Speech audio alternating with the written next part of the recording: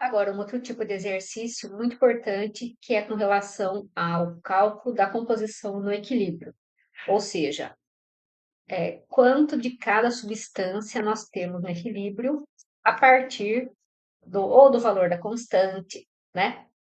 Ou do quanto tinha no início e a partir da variação de um deles. Enfim, vamos ver os dois exemplos que eu selecionei aqui. Esse aqui, esse primeiro é também um exemplo do Atkins. Ele diz o seguinte, que o grau de dissociação, que chama de alfa, é a fração de reagente que se transformou a cada tempo. Se a quantidade inicial de reagente é N e a quantidade do equilíbrio é N equilíbrio, então alfa é igual a N menos N no equilíbrio dividido por N.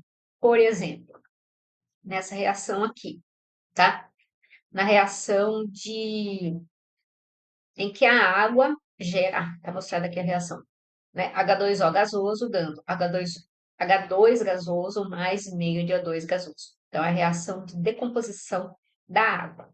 Está fornecido aqui para a gente que a energia de Gibbs para padrão dessa reação é 118,08 kJ por mol, a 2.300 Kelvin. Então, é a alta temperatura. Então, ele já dá, né, o valor do ΔG padrão de reação. Né? A gente não tem que calcular, mesmo porque os valores tabelados se referem geralmente a 25 graus, tá? Então, vamos, aqui, o que que diz aqui? O método, né, estratégia de cálculo. A constante de equilíbrio é obtida a partir da energia de Gibbs padrão da reação. Então, a tarefa principal é relacionar o grau de dissociação K e calcular o valor. Ou seja, como nós temos, né, o que que foi dado? Foi dado o valor do ΔG. Ó, uma coisa que geralmente alunos se embanana. Organizem os dados, gente. Vocês têm que. Como é que vocês vão resolver o problema se vocês não reconhecerem o que que foi dado na reação, no exercício? Então, foi dado o ΔG padrão da reação, foi dada a temperatura, né? R, a gente sabe o valor. Então, a primeira coisa é a gente calcular K.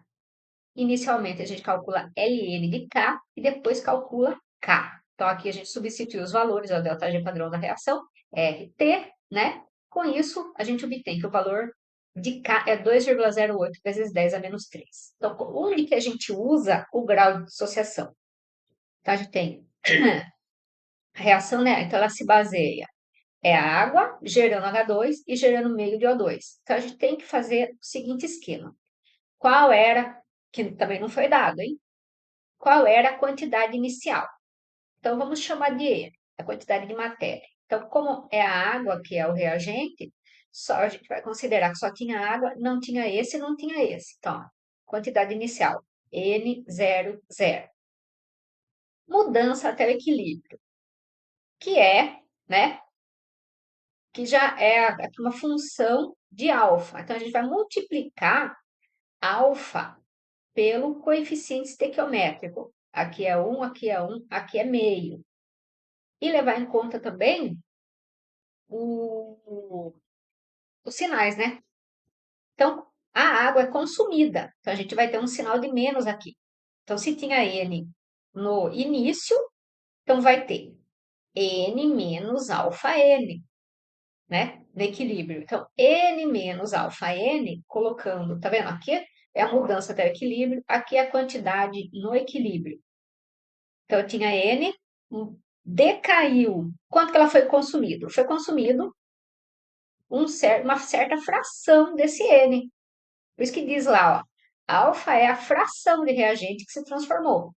Então, é a fração vezes o N. Então, vamos supor que tenha consumido uma fração igual a meio, metade. Então, eu vou fazer meio vezes N. Então, é quanto sumiu.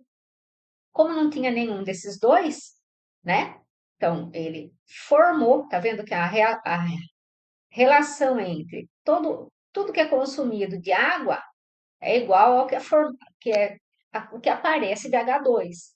Então, se a água diminui menos alfa N, H2 aumenta mais alfa N. E como O2? Tá vendo? Tem o coeficiente estequiométrico meio, então aumenta, o quanto aumenta de O2 é metade do quanto aumenta do H2. Então, a quantidade no equilíbrio de água é o que tinha menos o que diminuiu. N menos alfa N, então colocando ele em evidência, fica 1 menos alfa. Aqui aumentou alfa N, aqui aumentou meio de alfa N. Quando a gente pega e calcula a fração molar, o que é a fração molar? É a quantidade de matéria de cada um dividido pela quantidade de matéria total. Aqui nós somamos, ó, esse mais esse deu 1 mais meio alfa vezes N. Então aqui eu vou dividir, né? Então a fração molar da água vai ser 1 menos alfa, que multiplica N, dividido por 1 mais meio de alfa, que multiplica N. Cortando N em cima e embaixo, sobra isso aqui. Fazendo a mesma coisa para o H2, dá isso aqui. Para o O2, dá isso aqui.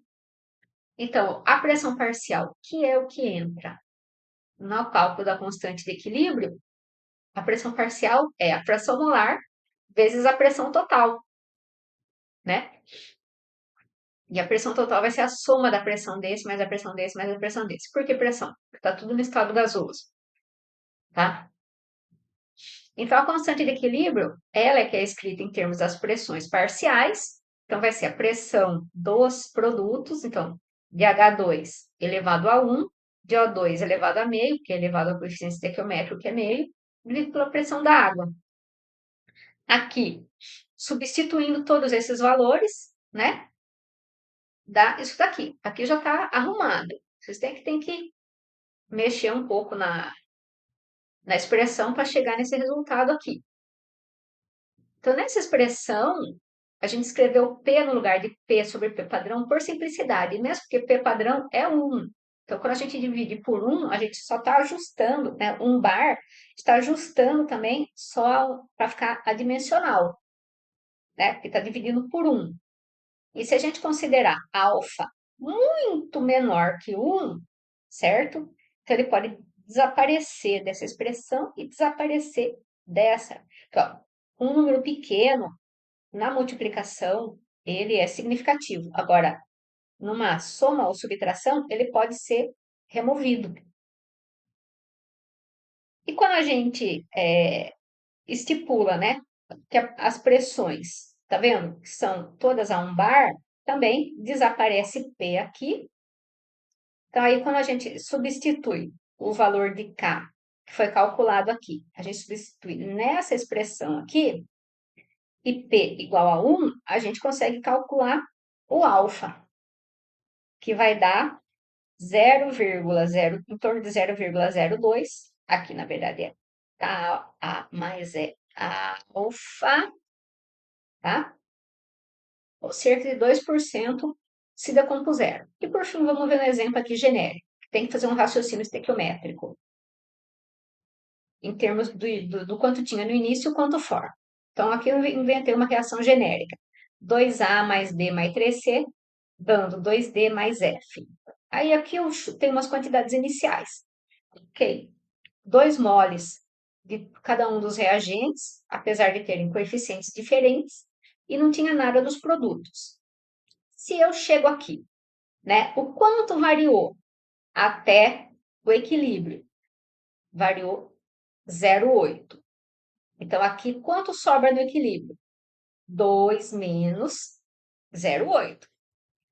E aí a gente vai discutir em aula como chegar nessas outras quantidades, ou depois eu até gravo mais uma mini aula para resolver esse exercício aqui, que o meu tempo está acabando. Então, tchauzinho.